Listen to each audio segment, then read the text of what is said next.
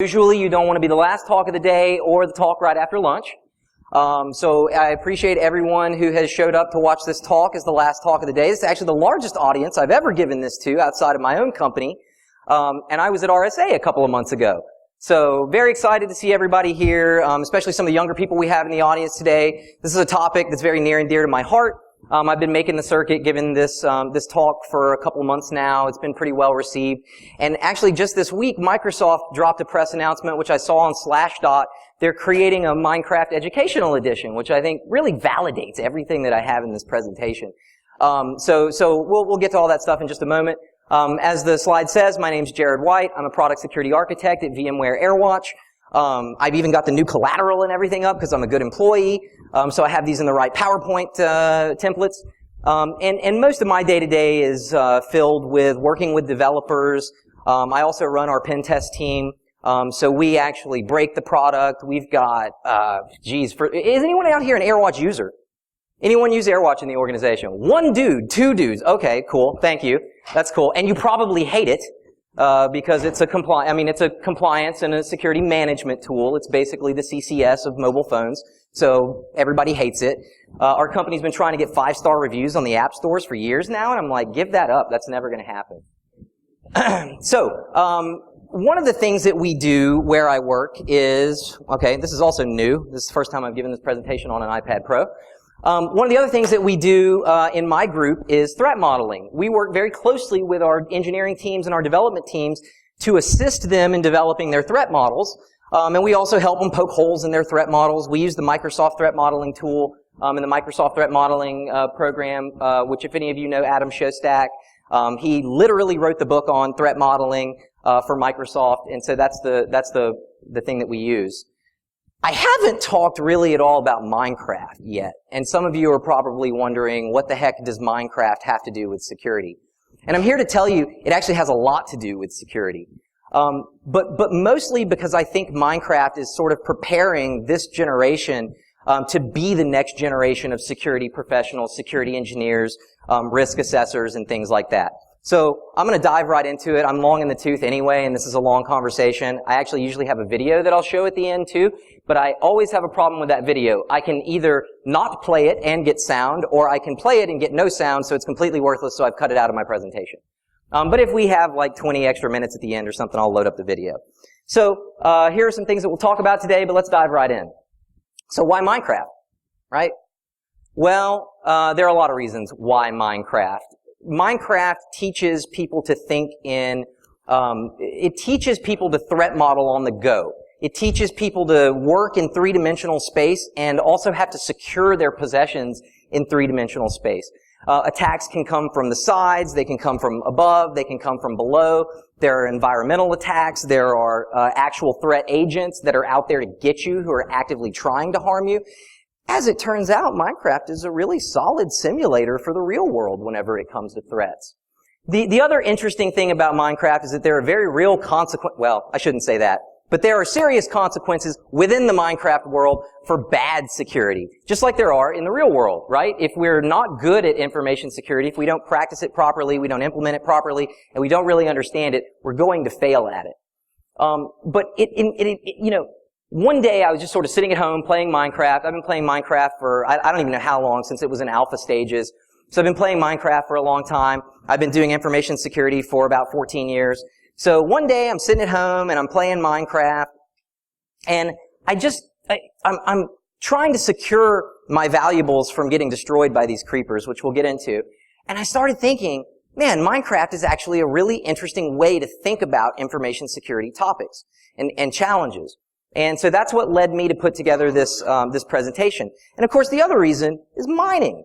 That's why Minecraft. We play Minecraft because it's fun, because we like to mine. I finally got my wife playing Minecraft a couple of years ago. Before that, she just could not understand the appeal, and now she's just like absolutely obsessed with it, and she thinks it's so therapeutic. And really, all she does is mine. Like, that's it. She just mines and then builds these big castles and stuff, which I guess really is the only point of Minecraft. So these probably look pretty familiar to you for anyone who's in application security. Is anyone in application security, by the way? Anyone involved in threat modeling? Doesn't have to be application threat modeling, but system threat modeling or network threat modeling. Anyone? I see someone getting nudged and elbowed up there. That guy probably is. So these properties are all probably pretty familiar to most of us as information security professionals, particularly in development and engineering groups and application security, but they're certainly applicable outside of those groups as well. So these properties are also properties and concepts that are important in Minecraft. Security, performance, and user experience. Now, user experience is a little bit of a stretch, so bear with me there. But these are all very important concepts within the world of Minecraft. And I've listed a couple of reasons why these are important concepts up here. We'll explore these more here in a moment. But of course, in security, there are some really important ones, right? In Minecraft, you have to eat to survive. And in order to eat, you either have to hunt your food or you have to grow your food. So sounds very simple on the surface. Anybody play Minecraft? Now here's where the hands go up, right? Like, hey, who's into InfoSec? Crickets. Who does threat modeling? Crickets. Who likes Minecraft? Yeah, everybody likes Minecraft. So most of you will be familiar with this. You'll know these things. I'm not going to teach you about Minecraft today, although you probably will learn a lot about Minecraft. You also have to protect your assets, right? So you spend hundreds of hours playing Minecraft, and you do what? You build big castles and towers and maybe replicas of spaceships. You gather a lot of diamonds and valuables, and you put them in chests in your house. So you have things that you want to protect, right? And there are threats in the environment that will destroy those things that you love, just like in the real world. And so you have to protect those assets, and that's a big component of the game, and that's actually what you spend a lot of time in the game doing, is protecting yourself, protecting your buildings, your structures, and your goodies that you spent hundreds of hours beneath the earth delving for. Performance. So Minecraft is an open world. It's a big sandbox. Minecraft can be, at one point, we operated a Minecraft world that was one of the largest in the world, in the real world. It was about the size of the state of Rhode Island, which is very large for an interactive computer game. And one of the problems is that our world was so large, it was really a pain in the butt to try and get around, right? So, I had to run 1,000 blocks if I wanted to go hunting for something because people had already depopulated the forests around where we had all settled. Or I had to stake out 5,000 blocks somewhere else and build a new castle because some jerk moved in next door and built a giant statue of himself, right? I don't want to live next to that. So it's important to be able to get around very quickly and efficiently in Minecraft. And the other thing is that you have to be able to get around safely. And that's a lot more difficult than it probably sounds on the surface. And then the final thing here is user experience, right? If we're gonna say that Minecraft is a world simulator, we have to have a base assumption here that we're playing Minecraft, right? So if we're using Minecraft as a model for something, we have to assume that we're playing Minecraft. And this is our user experience requirement. We have to play Minecraft. We have to enjoy Minecraft. And what other reason is there than exploration, creativity, building, things like that, right? So in our threat model, what we're going to say is one of our requirements is that you also want to just live in a Minecraft world and play in a Minecraft world and play the game of Minecraft. Otherwise, what's the point of this conversation? And again, exploration, creativity, just going in and playing with redstone circuitry. If anyone's, again, those of you who are familiar with Minecraft, redstone circuitry is really cool. It's one of the cornerstones that Microsoft is focusing on in their educational stuff. Actually teaches kids programming, which is like super cool. I wish there was a computer game that were around when I was a kid that would have taught me computer programming, but there wasn't. So let's talk about the first requirement, security. And so this is my totally superfluous mound of diamonds. It's not real. I made it for this presentation because I would never have that many diamonds stacked up, especially on the outside world, like where there's no protection for it, right? So not secure. This is not secure, but these are some of the assets that you're interested in securing, right? Sweet, sweet diamonds. And those of you who play know how this is. You're down under the world, right? You're mining, and then all of a sudden you see this little blue glint. This little gleaming, and you're just like, diamonds, right? So that's why you play Minecraft. There's no point in Minecraft if you don't get diamonds. So the other thing that's really important about Minecraft are your personal possessions, your tools, your property, your livestock, in this case, your farms, your fields, all of your agro stuff, your animal husbandry, all of this stuff are things that you want to protect. In the early iterations of Minecraft, these things would actually be trampled and ruined by bad guys in the environment. So, one of the things, so actually a buddy of mine built this farm. It's probably easier for me to reach over here. A buddy of mine built this farm. He has no fence around it. Now that would not have been how I would have designed a farm, but he started playing later in the Minecraft stages where animals wouldn't just roam across your food and trample it and destroy it. That used to happen in alpha. It was really frustrating. So we started putting fences around our farms. That's threat modeling, right? At the end of the day, that's threat modeling. I have an asset that I'm trying to protect, and here's a threat to it, and so I'm taking a mitigation step in order to protect that asset. It's as simple as putting a fence around your farm. Now, obviously, you put fences around your livestock because they will wander off and disappear if you don't put a fence around them, so they're really captive prisoners, but we try to treat them well. They're crammed in there pretty hardcore, but don't just ignore that. It's cool. They're really well cared for. And of course, we feed them all the time. I'm sorry? Sure, yeah. We'll go with that because it seems much more compassionate. So yes, they're programmed to like it. And then of course, you have chests down here. So you have seeds that you use to plant food, and then also the food that you harvest, you throw into a chest. And so you want to protect this stuff as well. This stuff can be stolen. It can be destroyed. Now, one thing to keep in mind is that today when we talk about Minecraft threat modeling, what we're really protecting against are environmental threats. We're not talking about other humans. Okay? Griefers are a whole nother thing entirely, and there's really not a whole lot you can do to protect yourself from them except not allow them onto your server to begin with. And that's why I whitelist my server, and I know at the end of this presentation I will get at least one person who says, "Can I come and play on your server?" The answer is no. I bet you're all very cool people, but I don't know any of you well enough to let you onto my server, or even give you the host name. So another thing that you want to make sure you secure are your dwelling areas, right? And then your transportation mechanisms. I tend to like to just build these big egomaniacal castles made of onyx and obelisk, and then or onyx and granite, and then I'll build like a big obelisk on top as a sort of a glory to me, right? So I like building stuff like that. I generally build these big castles and things like that. They don't serve a practical purpose for the most part, but definitely how you design your castle, and we'll dig into this one here in a moment, or a little bit later, but how you design your dwellings and how you design your workspaces are very important. One of the things we'll talk about is perimeter defenses. Perimeter defenses are extremely important in Minecraft, just like they are in the real world when we're talking about network security. So if we move on to performance, again, we talked a little bit about efficient transportation. You'll see here this is a rail system, and where it's coming out of is actually a rail station. And one of the things that you want to make sure you do is you keep monsters out of your transport systems. You keep monsters off of your rails. You actually, monsters will wander up onto these tracks. You'll be careening down at 60 miles an hour, and then you hit a creeper straight up in the face and they explode. Not only do they kill you and all your stuff, but they also destroy your track and your rail and things that you spend a lot of time working on. And that's pretty miserable. But you want to make sure that you keep all of the things that you need sort of around and in a safe area that you can travel between without having to worry about being continually attacked. And of course, you want it to be efficient. So you want to find the most efficient ways to travel. I believe the most efficient way to travel in Minecraft today, and I'll apologize, I'm actually working on this presentation kind of took the gusto out of me to play Minecraft for a little while. So 1.9 has come out in the last couple of months, which I still have not even played because seriously, I just cannot play Minecraft right now because I've been talking about it so much.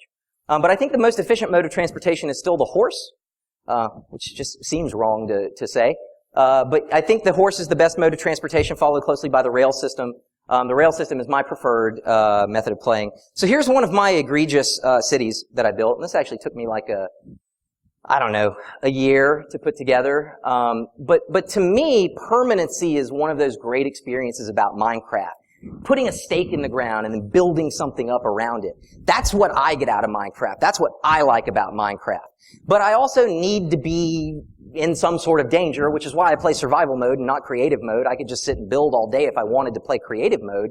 But I like the danger. I like the aspect of having to secure my stuff from people. So you'll see here I went to some great lengths to secure my stuff from people. I've got a fence here, and then I've got another big wall, and then I've got a castle with another big wall around that, and that castle actually has another little wall inside of the big wall.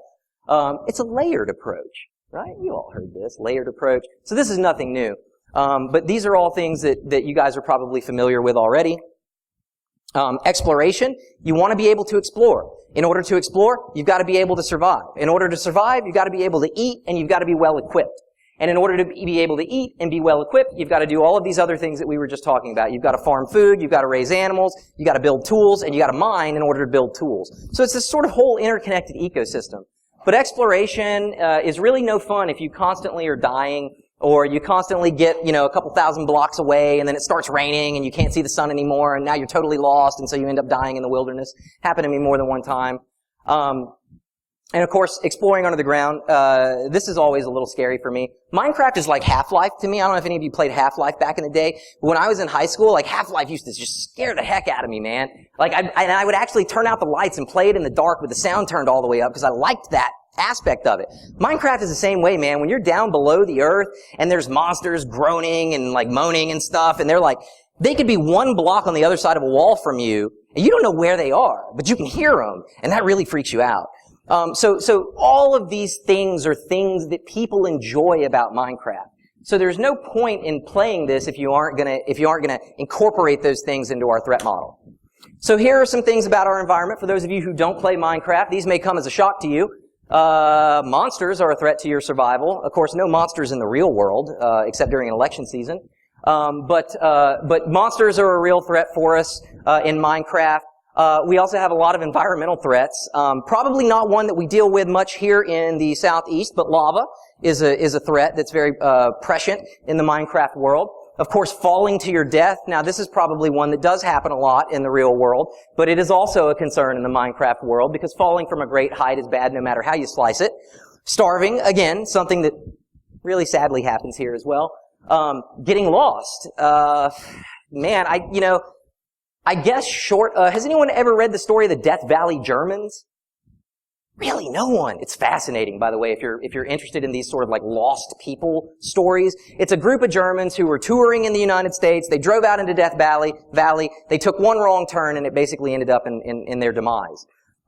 So getting lost in Minecraft can actually kind of work the same way. If you go far from home and you don't have landmarks that you can navigate with, you can use the sun. The sun is actually a very effective way in Minecraft, as it is in the real world, to navigate. But the problem is when it rains, it actually obscures the sun, and everything becomes really hazy. And so then you're far away from home, you don't recognize anything, you're running low on food, your sword's about to wear out, now it's raining, you have no idea which way you came, you took one wrong turn, and now you're totally disoriented, and then you generally die. So getting lost is a totally legitimate concern in Minecraft, and it will sometimes result in your death. Other players, again, I said we weren't going to include that in the threat model today, but other players are certainly a way that you can die. And my favorite, hubris, which generally involves me just mining, and then I don't realize there's a lava block here, and I remove that one, and I just step straight into it and fall straight through the floor into lava. Another great story about hubris, I had a friend who decided he wanted to come play Minecraft. He built a house. He chose to build his house over over a big pool of lava, but he didn't realize it was down below. Again, he was really bad at perimeter security, so one night a creeper followed him into his house. He was digging around in a chest. The creeper blew up. He fell through the floor into the lava, along with all of his stuff in the chest, lost everything, rage quit, didn't see that dude for a week. So hubris is another way that it will get you. So what I want to do now is talk about some of the threat agents that we have in Minecraft. A lot of you will be familiar with these. At least this one you've seen on t-shirts. And does anyone know the name of this one? It is a creeper. Did I put it up there? Did you cheat? Are you sure? Okay, I did put the name up there though. Okay. So I've attempted to give some properties to these as well, like we would a real world threat. Creeper is a denial of service. Creepers are terrible. They're the worst. And I mean that literally. Creepers are the worst. Worse than those other people that people generally name when talking about who the worst is. They will sneak up behind you. They're very quiet. They're very, very sneaky. They will sneak up behind you, and when you least expect it, they will explode, taking you with them. Creepers are also one of the few mobs in the game that will actually destroy your loot. So that sucks. What really sucks is getting tag teamed by a pair of creepers. First one comes in, blows you up, all of your stuff falls on the ground, and around the same time that second one is exploding, and he catches you just in time to get all of your loot laying on the ground, and he explodes that stuff too. That's a rage quit moment for me. I generally leave and don't come back for a week. Now, all monsters in Minecraft have a remote access property. They can spawn anywhere where the light level is too dark. We'll talk more about that in a minute. I don't want to spend a whole lot of time on that now. But creepers, just short, they suck. Yeah, they're terrible. And they blow up your stuff, they blow up your structures, they blow up your houses, they blow up your loot. They're just awful. And next we have skeletons. Skeletons are interesting. I think of skeletons kind of as remote code execution. Race condition is a little bit of a stretch, but they do shoot at you faster the closer you get to them. So that's where I'm going with that. But remote code execution, these are ranged attackers, right? So they can stand on the other side of a chasm and shoot you across the chasm. And actually they're really nasty in 1.9 from what I understand. And like everything else, skeletons will spawn in dark areas where there's not enough light. And as you can see, this one has taken to standing under a tree, because they do burn in the sunlight, has taken to standing under a tree to shoot me. Like, they will literally just stand under a tree where they're not being touched by sunlight and shoot you. It's the most frustrating thing ever. They can also shoot you over fences. They can shoot you over walls if the walls aren't high enough. Again, pretty frustrating, especially if you get a couple of them together in a group. Next we have a typo. But also, next we have zombies. Well, it's phonetically the same. Come on. So next we have zombies. Zombies are buffer overflows. They're viruses. They get you with numbers, right? They get you with just, well, maybe brute force would have been a better, oh look, there it is. So generally they mob you, right? Dying from a mob of zombies is really unpleasant, especially when a baby one gets you. Man, I hate that. That's insulting. But also what zombies can do is they can bite villagers in the game and turn those villagers into zombies. So they multiply their numbers by biting people. It's a novel thing that zombies do, apparently. But anyway, these are frustrating. Again, they're mostly just, they come at you in numbers, and you mostly find them underground. You'll be in a tunnel somewhere, and you're kind of trapped. It's hard to get away, and then these things mob you. And I also understand these are a lot harder in 1.9 now, because you have to time your strikes with your sword to make them hit. You can't just like spam your sword, right? Do you play 1.9? Yeah, you gotta like be much more careful now whenever you fight. So these can really do some damage. It's generally just easier to run away from these guys. And then finally, we have the spider. Man, I hate spiders. For a couple of reasons. These particular spiders are cave spiders. They live in caves. And they poison you. So that sucks.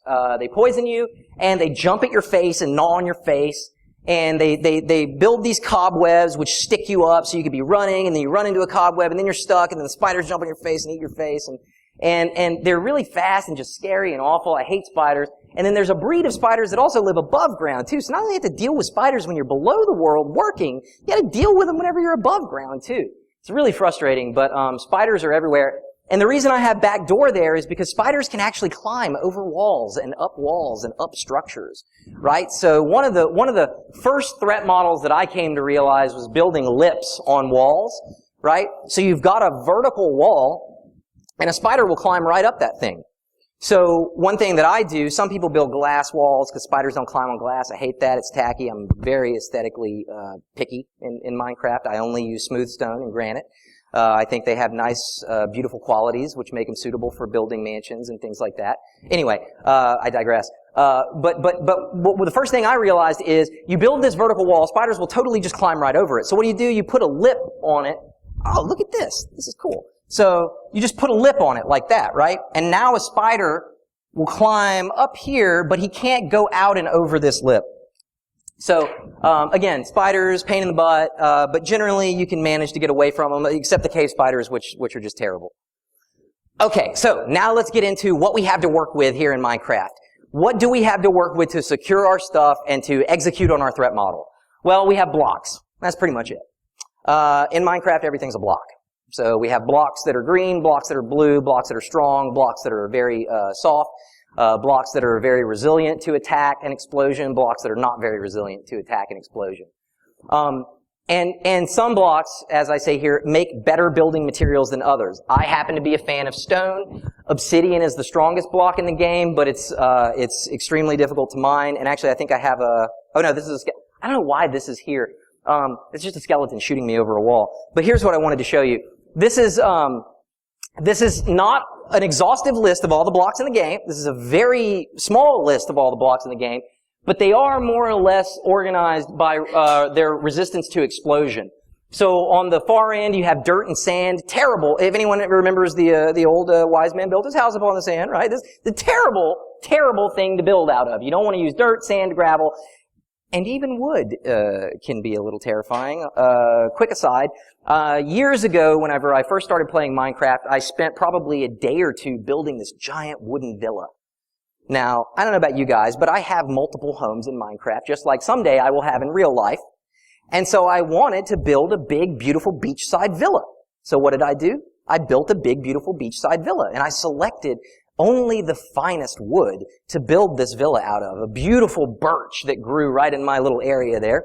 So I built this. You know where I'm going with this? All right, don't spoil the story because this is a good one. So I built this entire villa out of wood.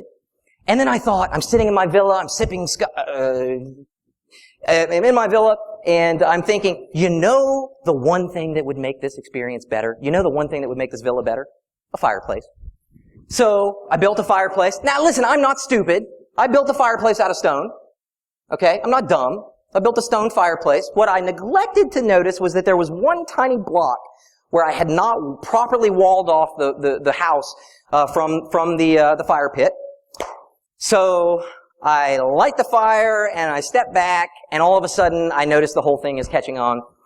And my wife happens to be sort of walking behind me at the time, and normally she doesn't care what's going on. And she kind of looks and does a double take, and she sees that my pride and joy is burning to the ground. And of course, then she spends a couple of minutes laughing at me. And she actually always makes me tell this story whenever I do this because she just, I don't know, she thinks it's so hilarious. I don't know why you would think your significant other's things burning down would be so hilarious, but apparently to some people, they are. Anyway, I built a new villa out of stone, so yeah.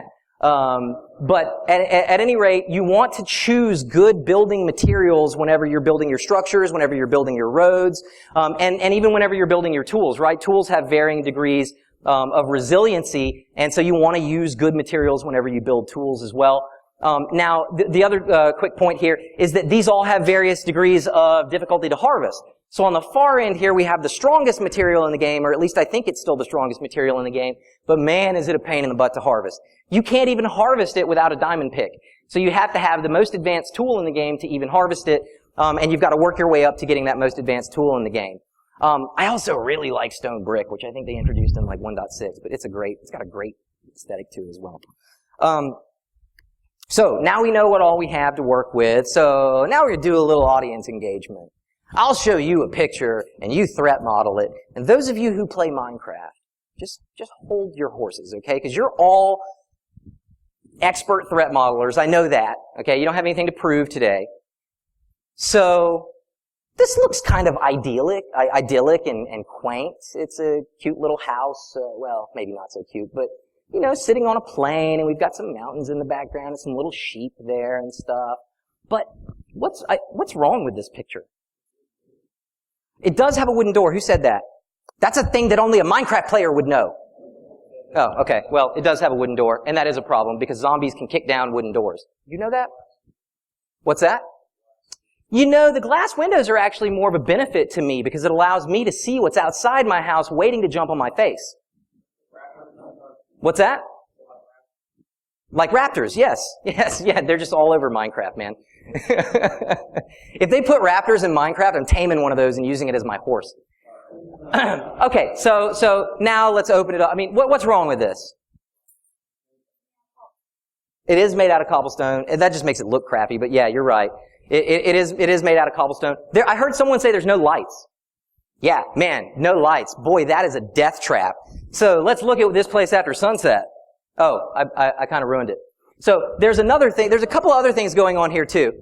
It's been a while. I forgot the order of these slides, these animations. There's a couple other things going on here too, right? We've got no barrier. We've got no perimeter, right? Monsters can just walk out of this I don't know, maybe this is Bavaria, this Black Forest or something. They can just like walk out of here and straight up to your door. That's terrifying. And then of course, we haven't done anything to the top of the house. Monsters can spawn anywhere, just about. There are certain blocks they can't spawn on, but again, those blocks aren't great for building, and I don't like half slabs. Before someone's like, just use half slabs. I don't like half slabs. I think they look terrible. Alright? So, anyway, the couple things wrong with here. Now let's look at it nighttime. Oh man, now they're starting to pile up. And what you can't even see is the back of the house, which if you look out the back of the house, man, it's just like skeletons all the way down. And essentially what happens is they just encircle your place, and you can't get out. Now, you can build another exit and tunnel out and all that kind of stuff, but who wants to do that every time? The better thing to do would just be build an appropriate perimeter. So we can do better than this. Oh, and the other thing, spiders will spawn on the top of your house, and then you get a thorax right in the face as soon as you walk out the door. It's really frustrating. Not a raptor, but close. So we can do better than this, though. We can do a little bit better. We've already identified a couple of ways in which we can do better. This is better, right? Why the groans? Why isn't this better? Okay. Yep, it's wood. That's, I already told you my experience with wood. So that's garbage. What else? What else is wrong here? We still have not lit the place. That's true. Okay, cool. It's just a matter of preference then, I suppose, yeah. And we've got a wee little donkey inside the fence there. Okay, so this is what nighttime looks like. Yard full of creepers, yard full of skeletons, and what you can't see on the other side of the photo is there's a couple of Endermen floating around there. That's the other thing. We only talked about a couple of monsters. Wait, what's that? Endermen are horrible. They sound horrible and look horrible, and they terrify my wife. So in that regard, I guess they're kind of cool. But anyway. So I can see why you might think that. The correct thing to do here is actually to add light. So it's okay to have a big gap between your perimeter, but you do have to use a layered approach, right? Which, I feel so dirty every time I say that. I'm so sorry for saying that. I think as an industry, we're trying to move away from this, like, the layered approach. But anyway, so this is a mess. And then, now, this is much better, right? Okay, why? We do have a dark spot on the roof. And every audience I've done this for has pointed that out. I did not intend to do that. This is supposed to be a good model of how things look. But you're all expert threat modelers, so you caught that right off the bat. Give yourself a hand. So you're absolutely right. We do still have an attack vector here on the roof. But we have at least lit our yard. We've added a fence. There's actually one other thing wrong with this picture. Wait, say it again? A bunny? Okay, well, I suppose if you hate bunnies, that's if you're Daffy Duck, then that's definitely wrong. That is just a problem with me. That has nothing to do with Minecraft. Yes. Was it who was it that said that? Yeah. There's what? Say it again. Yes, the mountain upper. Oh man, as it turns out, I'm just dyslexic. Either way, yes. So that is absolutely right. So you've built this cool little house. You added a fence. You added light. You got some weapons, but you forgot there was an overhang. So this is actually my wife who's about to get eaten by zombies. But so you've lit all of this area down here. You did great here. But there's a mountain up here, and there's no light up here. Now, if it were me, I would have lit that whole mountain up. I generally build these big torches like that Gondor uses to let him know when the enemy's coming. Right? Yeah, exactly. Totally reasonable. So I would just go up to the top of this mountain and build a big torch. But not everybody thinks like me, so I'll forgive that. But this, total buffoonery, right? Monsters will walk down here, they'll walk right over your sweet little fence, and now they're in your yard eating your brains. So this is a total oversight, but I can't tell you how often little stuff like this happens in Minecraft. And it happens in the real world too.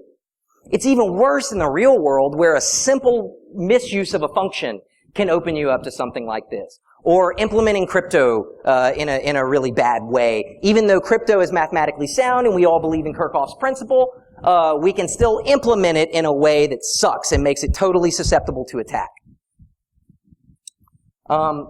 So yes, good eye, whoever spotted that one. You actually get a prize.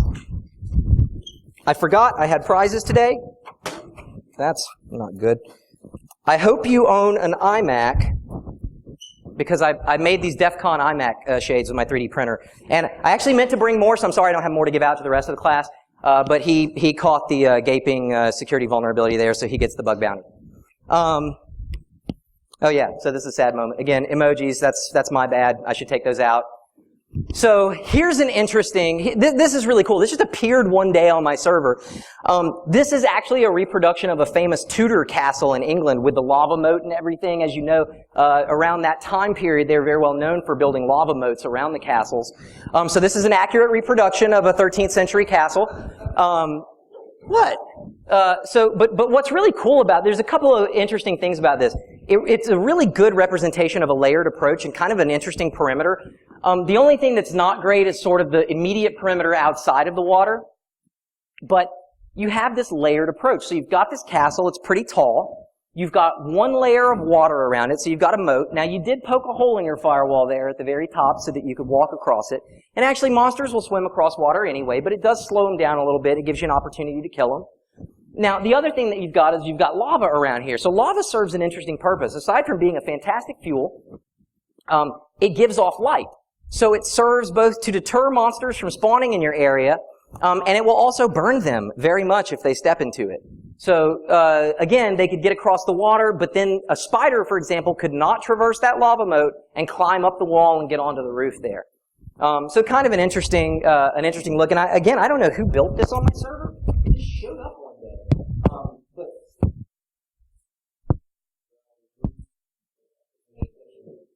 Who said that? Yes, actually, yes. I don't want to be a jerk, but yeah, that is why I'm moving. Lower the product value. Always unseen lava everywhere. Pitfalls in there. We're all screwed. I was wondering why it's popping around there. What's that? It wasn't unauthorized access. I let this guy on my server. I just don't know which guy it was. There's no logs, which is why none of you are allowed to come on the server. That's it. Okay, so another interesting thing that we haven't talked about yet, but lighting. Lighting makes an excellent perimeter. In fact, you have to learn to use lighting effectively in Minecraft. Lighting is the only way that you can secure the inside of your dwellings. You can build a house, and if you don't light the inside of that house, monsters will spawn in it, and they will explode, or they will eat your brains. So you have to learn to use lighting very early on. And so this is actually a map of the server that I currently run. This is just a small subsection of it. There's the lava house that we were just looking at. And this is my place, this giant, inauspicious tower here. And then here's another one. This guy tried to outdo me, but I just don't really care about that tower. Also, his lighting is terrible. Look at that. Look at my beautiful gridding. Every 5 blocks, we place a torch. Let's zoom in on this. Look at how beautiful that is. It's perfectly lit. Monsters will not spawn in here. Now, of course, as you get a little farther and farther out, monsters will start spawning there, and they can walk into these areas. But man, by then, the guards on the top of the tower just take them all out, right? So this is actually something I'm sure I'm sure lots of other people figured this out in Minecraft. This is not something that was unique to our server or my group of friends. Everybody figures this out. But eventually, a guy named Adrian on my server figured out that every 5 blocks was the perfect amount of light, and so that's what we used. And do I have his place? I don't have his place, but that's okay. It's up in the upper right-hand corner, and you can see how well lit his place is. But just look. I mean, you can tell the difference, right? Here, these are both super well lit, and then you just have, well, and you can see the railroad tracks here. You've got to light railroad tracks. We'll talk about that in a moment as well. But again, these places just look so much more beautiful than all of these other places, probably just because of the lighting. All right, so here is the city of Gilead, shamelessly ripped off from Stephen King's Dark Tower series. I wanted to recreate the kingdom of Gilead, so that's what I set out to do. We've got a foundry over here, the castle. Nobody lives in the castle but me. This is my castle. Nobody can live in the castle but me.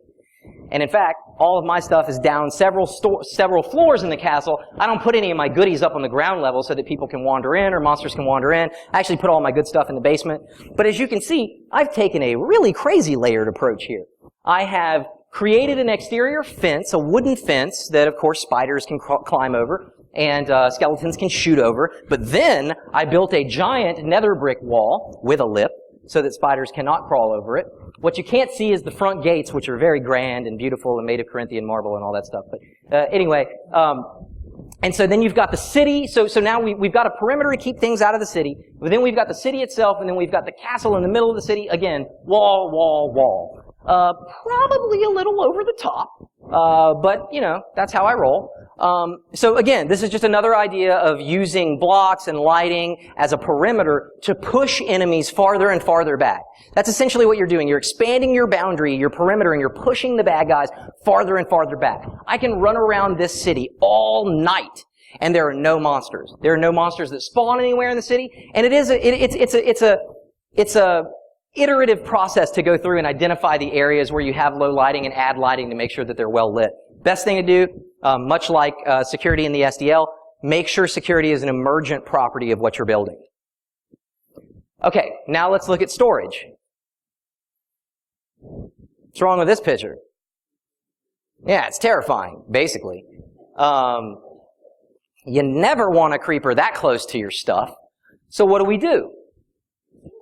Well, yes, we do want to kill the creeper. That's true. But what if he's like so close to our stuff we're afraid to attack him because he might blow up? Okay, man, you got to answer for everything. All right, cool. Yes, you're right. That's what you would normally do. We'll take a little bit of a different approach. I don't have any weapons, right? I don't have any weapons on me. So what am I going to do? I'm going to build a house. Now, I'm going to put my stuff in my house. That makes perfect sense. I've taken all my valuables, I put them in a chest, and then I put it inside of a house. Does anyone see anything wrong with this picture? Well, it is a wood house. Come on, guys. Let me let that one go, please. So my wife won't let me live it down. Now you won't let me live it down. Yes. Well, generally that would not be a good idea either. Yeah. In Minecraft, that actually doesn't matter, but that's a good thought. That is a stove, and it is right next to the wood. In any other scenario, that would result in a 5-alarm fire. Actually, the problem is that we have placed our chest on an outside wall. And creeper don't care where your chest is. Creeper's on the other side of the wall. Your chest is 1 block over from it, full of your diamonds. If for any reason you're outside piddling around your house, creeper shows up behind you, this will happen. It has happened to me. They will blow up the segment of your house, the wall of your house, and they will take the chest inside with them. So do not place chests or valuable items against an exterior wall. It took me a little while to learn that one the hard way. Oh, man, timing is everything on that one. And that's because you're in the danger zone. All right, cool. Got that out of the way. Here's another thing you can do. You can elevate your valuables. You can change their altitude, right? So here's another example. I just kind of cut a cross-section off of this little bungalow here. But you've got your ground level. Again, not great operational security down here. A monster can wander in there. But as you can see, I've got lights all around the outside here. And then you actually have to go up a floor, and then there's a ladder that you have to go up to get to the next level where the chests are. So you can elevate your chests or just put them out of reach of bad guys. Again, a spider could theoretically crawl over this wall, but they can't crawl over that lip, and even if they did, they can't get inside the building. How am I doing? Okay, cool. Here's another thing that you can do. Put stuff down. This is what I do in most of my buildings. I generally dig out this big basement. I want my stuff to be between the level that I live and the level that I work. Right? So I put all of my valuables sort of in between somewhere. And so this is kind of I don't know if this is going to make a lot of sense. It's not a very good presentation of it, but you go in this door, you turn to the right, there's a stairwell that goes down, you take the flight of stairs down, I don't know, it's probably 30 flights or something like that, and then you step off into this area where I have my chests and I have all my valuables here. And so again, monsters can still come up from down below, but they're so far down and you've lit the corridor so well that generally speaking, they're not going to come up those steps. In the old days, that did seem to happen a lot more, and I don't know if they just changed the way some of the monsters behave, but they don't seem to come up the steps very frequently anymore. So transport. Transport's an interesting one because in a couple of ways, I almost feel like this is the most analogous to real-world information security principles that we face.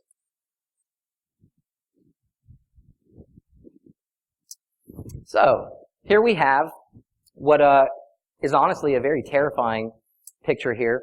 For a couple of reasons. That path is just ugly. It's made of gravel, which sucks to run on. And in Minecraft, you actually, you lose health and you become fatigued as you run and as you do your activities and things like that. So you've got to eat in order to get your energy back so that you can continue to do things. If you run on a properly built surface, it actually you don't incur hunger. You don't lose that energy. So this is not a very good surface to run on because it will result in me losing my hunger bar. There's something else wrong with this picture. The path is not lit at all. I mean, I kind of feel like Hansel and Gretel once went down this path at some point. It's a terrible dark forest. There's probably stuff lurking on either side of the path. Now, this is a little bit better. We've lit the path, and actually we made the path cobblestone. So cobblestone and above, and maybe wood. I don't know if you know. You seem to be the Minecraft expert. Will wood take away your hunger? I don't know what that is. That's not no? Okay. Well, maybe it will, maybe it won't. I don't know. But cobblestone definitely will not, right? Stone won't, smooth stone, any of that stuff won't. So when you build footpaths and you build roads, you want to make sure you build them out of a material that you can constantly run on. Because you do not want to linger in this forest. Even though it's well lit, all the lighting does is really keep monsters from spawning on the path itself and just sort of lingering on the path. I guarantee you if we go 10 blocks on either side of this path, there are tons of monsters out there. So you always want to make haste whenever you're running down a path, and you want to make sure that the path is built of materials that will allow you to continue to run. So here's an interesting one. Railroads, which in my day we didn't have powered rails. We had to create these hacked together little rail. Did anyone ever do this? You create the little carousel rail, and as your cart goes by it pushes the other cart off of it and keeps it going at a really fast momentum. That's how we used to have to do it. Then they introduced power rails. These are actually not torches in the traditional sense. These don't really give off much light. These are just powering these rail blocks. So I don't want anyone to get confused. These are not actually torches that protect against monsters. These are just torches that power rails. So what's wrong with this picture? It has no light. We already established that. What else is wrong with this picture? Bingo. The track is easily accessible by mobs. And they will wander onto your track. Not just bad guys, actually. Livestock and stuff like that will wander onto your track as well. And there's nothing more frustrating than getting in a minecart, taking off, getting up to go get a sandwich, thinking, I'm just going to ride this rail on to the next stopping point. You come back, and it's at the game over screen, and all of your stuff is laying on the ground. Most of the time, you don't even know what happened because you weren't there. So generally what has happened is something has wandered onto the track, has stopped you from moving, and then as you sit there, I know that sometimes it will kick you back the other way, but there are situations where you can end up stuck on the rail. And as you sit there, monsters will then walk up and eat your brains and all that stuff that monsters like to do. So there is a way that we can protect against this. It's actually not super clever, but it works. We just elevate the track. We just raise the track about 20 blocks.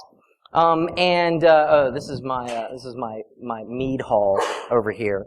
But we raise the track about 20 blocks, and again, we have to light the track. Monsters will still spawn. They won't spawn directly on the track, but they will spawn on the blocks on either side of the track. So again, as you can see, I like to light the rails every 5 spaces, and then on the other side of the track, I put the power rails, because I'm a sucker for things lining up properly, and if I had to choose between the torches, that would really just set me off, so I just put them on different sides of the rail. But this way you get the light, you get the speed, you get the efficiency, and you get the protection of being elevated. Now, another point here is that even when you've elevated your rails, bad guys can get onto your tracks. This one took me a long time to kind of figure out, right? We have a tunnel that the rail goes into, and it has an overhang, right? Monsters are standing up on top of that tunnel. They walk down, they drop onto the tunnel, and now they're on your track. So now they can walk around your track. They end up in your rail stations. It's pretty miserable. This is a rail station. Again, you can see I've employed a lot of the same techniques here just to protect the rail station. It's elevated. Need to light under the rail station much better than it is now because that's not very good. I did light the rails. There's a little bit of a perimeter out here. You've got some lights. There's a door here that you can't see. But overall, I haven't had any trouble with this rail station. Here's another tunnel that you go into. And so what I do on those tunnels, I just put a fence up. You can just put a fence. If you put blocks, bad guys will walk over the blocks, so you need to put a fence up. Theoretically, could a spider still crawl over that fence and land on your track? Yes. But this will cut down on most of them. Again, our threat modeling is not always about eliminating risk. You can't eliminate risk, but you can address the risks that you choose to address, and I'm okay with the occasional spider falling on my railroad track to keep the hundreds of zombies off of it. Alright, so we're very close to the end here, which I think is well-timed, I hope anyway. So a couple of observations that I wanted to make, and I hope most of you took these observations away as we were going through the presentation, because again, I think most of these concepts are self-evident to information security professionals, but what's interesting is that the younger generation is learning these concepts way before we ever learned them in a SANS setting or in a professional setting. They're learning these concepts sitting at home, protecting their diamonds, protecting their houses, protecting their friends. So that's why I really think this is a great opportunity for young people to learn about information security, specifically threat modeling. And if you're an information security professional, it's a great way to expand and strengthen your understanding of threat modeling. So a couple of observations. Lighting vulnerabilities are easy to overlook and extremely costly. Again, there are lots of classes of vulnerabilities out there that are just like this. Cross-site scripting and cross-site request forgery are two really good ones. They're very easy to allow to happen in your application, and the impact can be very severe depending on how it's implemented. A layered approach is good, and we do need to employ a layered approach, but it is not the end-all be-all of our security model. Our security model has to be much more robust than just a couple of fences and some torches. I guess that would have been okay for like 6th century Lithuania, but it's not okay today. And perimeter landscaping, fencing, walling things off, you can do as much of that as you like, and you can do it in ways that are aesthetically pleasing to you if that's as important to you as it is to me. There aren't any single solutions to all attack types, right? You have to employ a different control and a different protection for each class of monster, basically. We also didn't even talk about all the monsters. We talked about like 4 monsters, and only monsters in one world. We didn't even get to the Nether. Yes?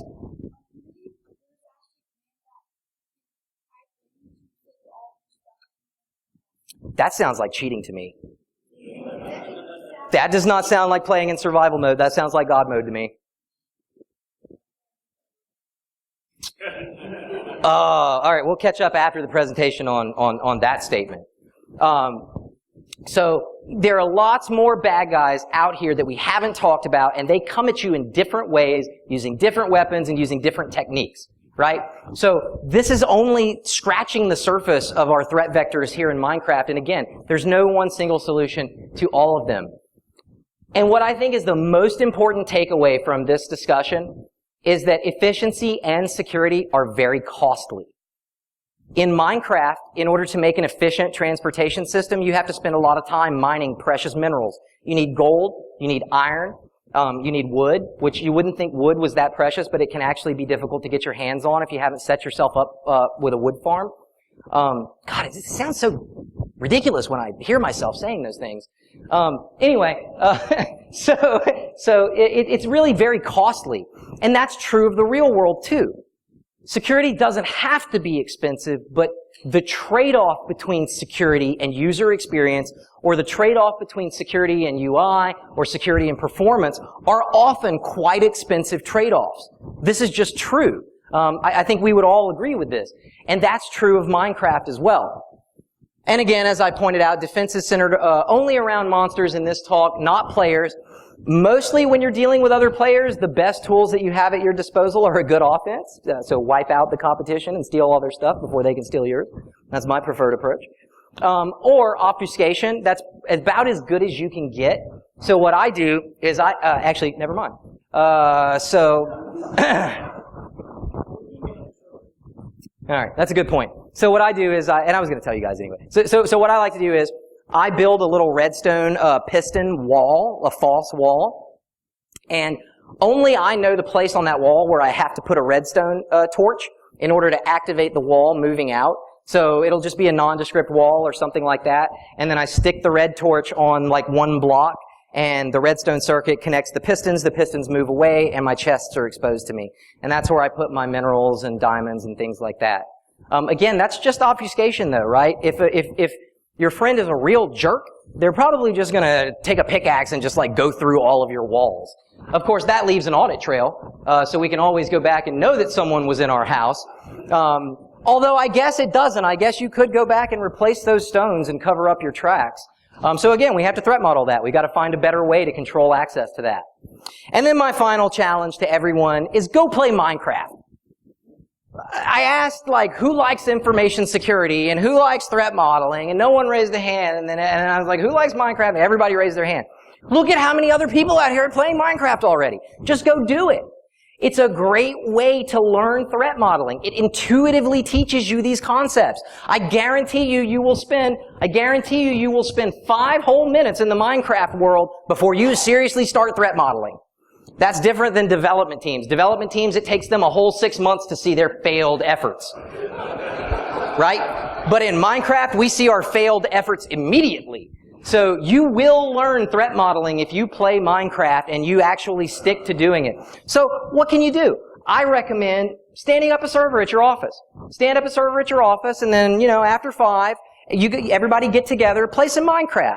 Another thing you can do to spice things up, you can have a DM. For those of you who play Dungeons and Dragons and stuff like that, you can have an admin on the server who all he does is spawn mobs and monsters and stuff just to make you mad, right? They can call down lightning, they can do all kinds of stuff, right? You can set up these complex scenarios. You can play capture the flag games. Gamify it, right? I know that's the new, buzzword about everything. How do you learn something? You gamify it. I know. But it's true. Minecraft is a great system for this. It's practically built for it. So don't take my word for it, for anyone who saw Reading Rainbow. Go play Minecraft, seriously. Stand up a server at your office, find some friends who want to play, and just immerse yourself in it. You will learn threat modeling, and it will improve your ability to take that information back to work and put it into practice. So that's it for me. I appreciate everybody sticking tight. If you have questions, I'd be happy to answer them. Otherwise, thanks for having me, and have a safe trip home.